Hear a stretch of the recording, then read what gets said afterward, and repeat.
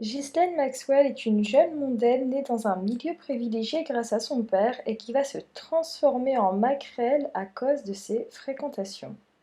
Voici leurs histoires.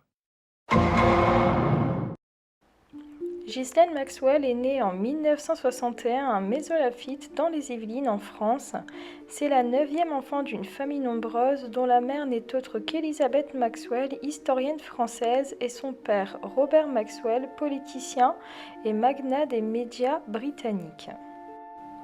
Elle évolue dans un milieu privilégié et passe son enfance en Angleterre. Elle loge dans une magnifique demeure à Oxford disposant de 53 pièces où siègent également les bureaux de la maison d'édition dirigée par son père. Elle est bercée par la religion catholique et elle réalise son parcours scolaire en internat dans les meilleurs établissements privés. Ghislaine Maxwell avait une relation très étroite avec son père qui la considérait comme sa favorite. Il nommera d'ailleurs un de ses yachts Lady Ghislaine en son honneur. Sa vie de famille a toutefois connu différentes péripéties avec la perte de ses deux frères, l'un étant décédé d'une leucémie et le second dans un accident de voiture qui lui coûtera la vie. Ghislaine Maxwell, quant à elle, sera la figure de la vie mondaine londonienne dans les années 80. Grâce à son père, elle sera nommée dirigeante de l'Oxford United Football Club dont il est le propriétaire. Elle travaillera également dans un hebdomadaire lancé par son père, The European. Elle sera envoyée aux États-Unis pour représenter les intérêts de son père après le rachat du New York Daily News par son père en janvier 1991. La même année, en novembre 1991, le corps de son père Maxwell a été retrouvé flottant près de son yacht aux îles Canaries suite à une noyade accidentelle. Elizabeth a indiqué depuis qu'elle croyait que son père avait été assassiné, déclarant en 1997 qu'il ne s'est pas suicidé, c'est simplement incompatible avec son caractère. Je pense qu'il a été assassiné. Après sa mort, on a découvert que Robert Maxwell était soupçonné d'abus de biens sociaux. En effet, il aurait puisé dans les fonds de pension des employés du Mirror Group Newspaper, une compagnie qu'il dirigeait et dans laquelle il avait une forte participation afin d'en soutenir les cours. Il aurait donc laissé une dette énorme à ses héritiers et au gouvernement britannique dans le remboursement des 32 000 personnes lésées au niveau de leur retraite qui avaient été détournées. Le décès de son père et ses suspicions d'escroquerie ont précipité le départ de Ghislaine Maxwell vers les États-Unis en 1991. Elle travaille alors dans une agence immobilière sur Madison Avenue et commence à fréquenter le gratin américain, notamment Ivana Trump et le fils d'Adnan Khashoggi, un homme d'affaires saoudien. Elle acquiert un rôle de plus en plus important dans la vie mondaine new-yorkaise.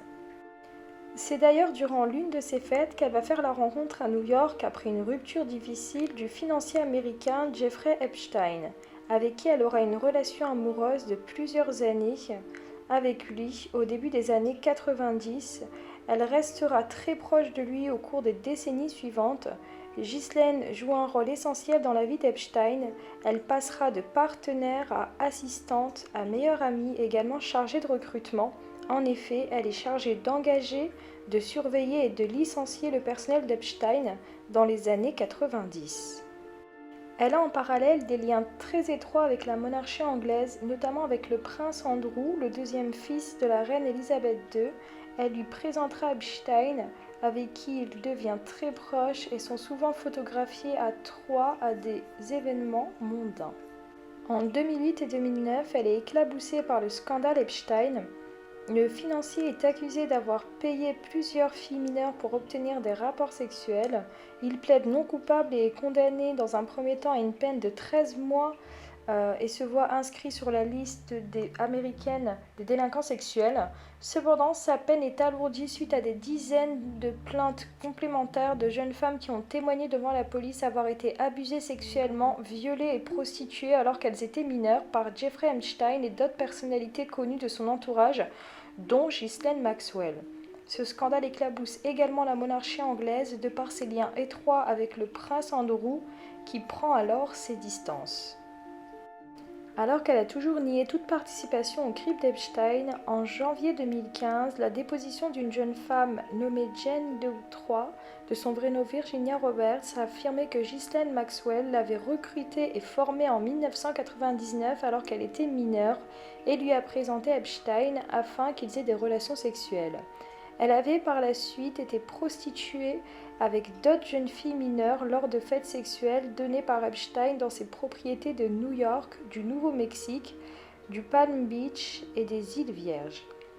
En mai 2017, un arrangement est trouvé et Maxwell verse des millions d'euros pour acheter son silence. Sauf que 2 années plus tard, le 9 août 2019, Ghislaine Maxwell est nommée de nouveau dans une des 3 plaintes. Le lendemain, alors qu'il est incarcéré dans l'attente de son procès pour trafic de mineurs et alors qu'il risquait la perpétuité, Jeffrey Epstein est retrouvé pendu dans sa cellule. Le 2 juillet 2020, Ghislaine Maxwell est arrêtée par des agents du FBI dans sa résidence de Bradford. Lors de son arrestation, Ghislaine a essayé de s'enfuir dans une autre pièce de la maison, fermant la porte derrière elle. Les agents ont alors forcé l'entrée de la porte et auraient procédé à son arrestation. Lors d'une perquisition dans la maison, les enquêteurs auraient trouvé un téléphone portable enveloppé dans du papier aluminium sur le dessus du bureau, ce qui laisse penser que c'était une tentative désespérée de sa part pour pouvoir dissimuler des preuves concernant son éventuelle implication. Durant son incarcération, elle avait alerté sur les risques d'être assassinée car elle disposerait selon ses dires de vidéos de personnalités abusant de mineurs durant ces événements à New York et qu'il pourrait la faire taire car elle était gênante. Elle a du coup été très surveillée durant son procès. D'ailleurs, elle a toujours soupçonné qu'Epstein ait été assassiné et qu'on ait orchestré son suicide.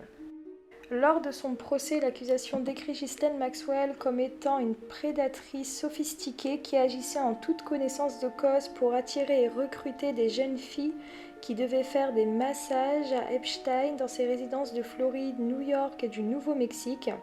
Après 5 jours de délibération, elle est reconnue coupable pour 5 des 6 chefs d'inculpation le 29 décembre 2021. Le procureur fédéral déclarera qu'elle est coupable de l'un des pires crimes inimaginables, faciliter et prendre part à l'agression sexuelle d'enfants, et en ajoutant « La route vers la justice a été beaucoup plus longue, mais aujourd'hui, justice est faite ».